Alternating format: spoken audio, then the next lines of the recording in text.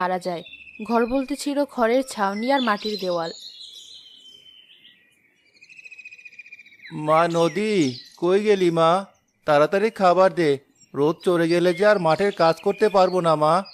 হ্যাঁ বাবা, আসছি। তুমি একটু বসো, আমি পেঁয়াজটা কেটেই আসছি।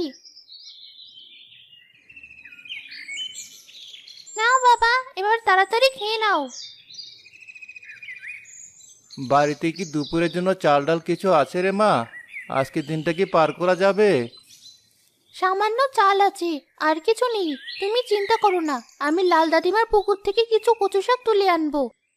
কি যে করি মা, ছোট মানুষ তুই, কিভাবে এই অভাবের সংসারটা সামলাবি? তোর মা বেঁচে থাকতে আমাকে কত রকম ভাবে সাহায্য করেছে। তুমি চিন্তা করো না, কিছুটা হলেও আমি তোমার সব কাজে সাহায্য করব।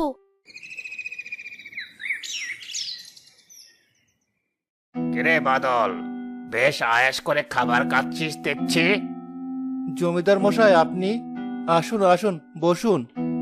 আরে থাক থাক, উঠতে হবে না, বস। খাবার খাচ্ছিস খা।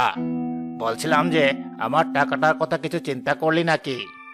ইয়ে, মানে জমিদার মশাই, টাকাটা এবার দেবো ভেবেছিলাম, কিন্তু নদীর মার চিকিৎসা করতে সব খরচ হয়ে গেছে। তোর এই ডায়লগ অনেক শুনেছি। আর না, শোন, তোর খেতে আজ খুঁটি মারা হবে।